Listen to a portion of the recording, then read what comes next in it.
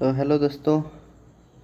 आज मैं लेके आ गया हूँ भारत की सबसे बड़ी वैकेंसी और बहुत ही रेप्यूटेड ऑर्गेनाइजेशन में, जिसका नाम है इंटेलिजेंस ब्यूरो।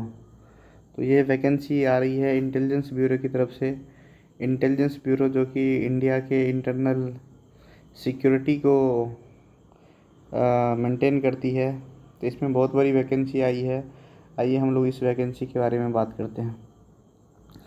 तो इसमें असिस्टेंट सेंट्रल इंटेलिजेंस ऑफिसर के पोस्ट पे वैकेंसी आई हुई है, जो कि बहुत ही अच्छी वैकेंसी है। आप यहाँ पे देख सकते हैं असिस्टेंट सेंट्रल इंटेलिजेंस ऑफिसर, ये टेक्निकल फील्ड वालों की वैकेंसी है, जिसका नाम ACIO 2 टेक दिया हुआ है। मैं इसके बारे में अच्छे से बता सकता हूँ क्योंकि मैं पहले इसमें मैं भी क्वालिफाइड रह चुका हूँ।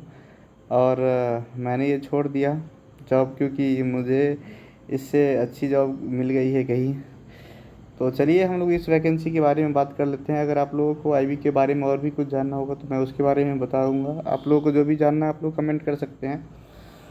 तो यहाँ पे देखिए दोस्तों, असिस्टेंट सेंट्रल इंटेलिजेंस ऑफिसर के पोस्ट पे कितनी सारी वैकेंसी, कितनी अच्छी वैकेंसी आ चुकी है।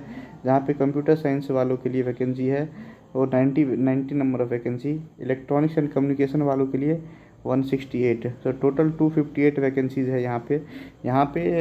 जो भी एलिजिबिलिटी क्राइटेरिया रहेगा, जो भी इम्पोर्टेंट चीज़ रहेगा, हम लोग सब सारे सभी डिस्कस करेंगे। यहाँ पे देखिए आपको पे स्केल मिल जाने वाली है लेवल 7 की। तो ये सेंट्रल गवर्नमेंट का लेवल 7 का पे स्केल है, जहाँ पे बेसिक पे आपका 44,900 रुपीज़ रहेगा। यहाँ पे इतना ही नहीं, ये आपका बेसिक पे रहेगा, उस पर 20% जो है आपको 20% स्पेशल सिक्योरिटी अलाउंस दिया जाएगा, क्योंकि आप देश की इंटरनल सिक्योरिटी के लिए खड़े रहेंगे, इसलिए आपको एक स्पेशल अलाउंस दिया जाता है, जो कि ये सिर्फ आईबी में दिया जाता है और कहीं नहीं दिया जाता है। और आप आईबी में काम करेंगे, बहुत गर्व की बात होगी आपके लिए। और यहाँ पे देखिए cash compensation leave of duty performed, मतलब है कि अगर आप हॉलीडे में भी काम करते हैं उसके बदले भी आपको पैसा दिया जाएगा। तो आपका इतना ही नहीं, आपको ये बेसिक पे मिलेगा, स्पेशल सिक्योरिटी अलाउंस मिलेगा। इसके बाद आपको जो भी HRA, जो भी DA, जो भी TA है, वो सारे अलाउंसेस भी मिलेंगे। तो आपकी सैलरी लगभग मेरे अकॉर्डिंग एबव 80,000 चली जाएगी। तो सैलरी काफ़ी अच्छी होने वाली है, इसलिए आप लोग अप्लाई कर सकते हैं इसमें। जो भी लोग इंटरेस्टेड हो, जो भी लोग एलिजिबल हो, आप लोग ज़रूर एक बार अप्लाई कीजिए। तो यहाँ पे देखिए, यहाँ पे एसेंशियल क्वालिफ़िकेशन क्या होने वाली है। तो यहाँ पे एक बहुत बड़ी चीज़ निकल के आती है कि आपके पास ये गेट का जो है 2023, 2024 या 2025 का स्कोर कार्ड होना चाहिए, जिसके थ्रू आप अप्लाई कर सकते हैं। तो ये गेट क्वालिफाइड पीपल के लिए ही ओनली है। और इसके बाद आपका बेसिक जो आपके पास डिग्री होनी चाहिए वो ग्रेजुएट होना चाहिए। इलेक्ट्रॉनिक्स में होना चाहिए, या इलेक्ट्रॉनिक्स एंड टेलीकम्युनिकेशन में, या इलेक्ट्रॉनिक्स एंड कम्युनिकेशन में। तो जितने भी इलेक्ट्रॉनिक्स के अलाइड ब्रांचेज हैं उसमें होना चाहिए आपका। और जो कंप्यूटर साइंस के पोस्ट से हैं उस पर कंप्यूटर साइंस वाले होने चाहिए, या IT से होने चाहिए। यहाँ पे मास्टर डिग्री अगर आपके पास ग्रेजुएट है, मिनिमम क्वालिफिकेशन ग्रेजुएट है, अगर आपके पास मास्टर भी है तो भी आप अप्लाई कर सकते हैं। तो नेक्स्ट की तरफ चलते हैं। यहाँ पे देखिए एज लिमिट बहुत ही ज़्यादा क्रूशियल पॉइंट बन जाता है। वैसे लोग जिनका एज ज़्यादा हो चुका है, तो एज लिमिट जो है वो 28 से 27 साल तक के दिया है आपको। अगर कोई फ्रेशर्स अप्लाई करना चाहते हैं तो उसको 18 साल हो जाना चाहिए 16 नवंबर 2025 से पहले। अगर वो 16 नवंबर 2025 से पहले 18 साल के नहीं हो पाते हैं तो वो लोग नहीं अप्लाई कर पाएंगे। और यहाँ पे जो सेंट्रल गवर्नमेंट का वो एज रिलैक्सेशन रहता है वो भी दिया जाएगा। यहाँ पे SC ST वालों के लिए 5 इयर्स का, और OBC कैंडिडेट्स के लिए 3 इयर्स का एज रिलैक्सेशन दिया जाएगा। तो और आगे बात करते हैं।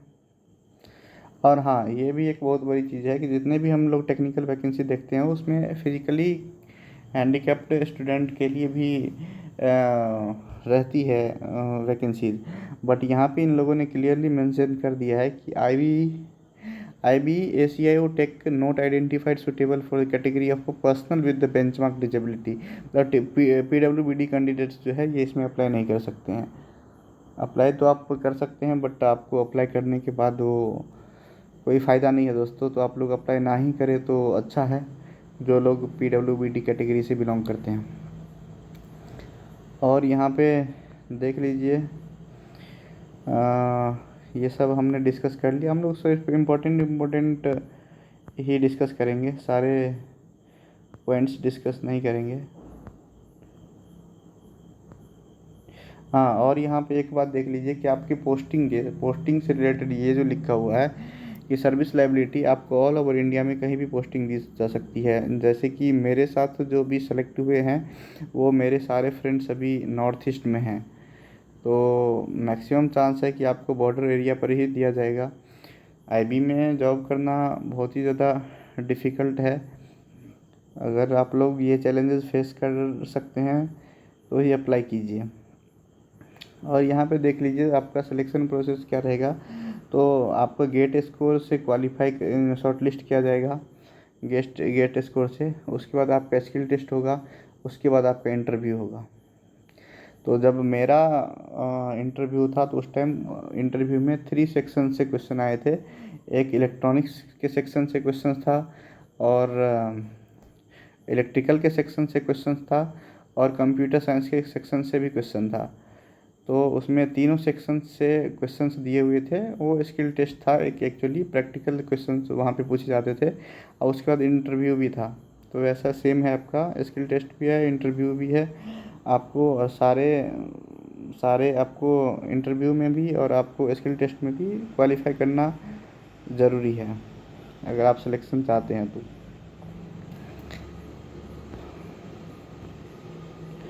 तो ये है दोस्तों टाई केसेस कि अगर दो लोगों का मार्क्स सेम हो जाता है तो उस टेस्ट में क्या करेंगे। तो जिसका सबसे पहला गेट स्कोर है ज़्यादा, उसको प्रेफरेंस देंगे। अगर गेट स्कोर भी मैच कर गया तो उसका स्किल टेस्ट का देखेंगे, स्किल टेस्ट का भी मार्क्स मैच कर गया तो उसका इंटरव्यू का देखेंगे, फिर डेट ऑफ बर्थ देखेंगे। जो ओल्डर कैंडिडेट रहेगा उसको पहले दिया जाएगा।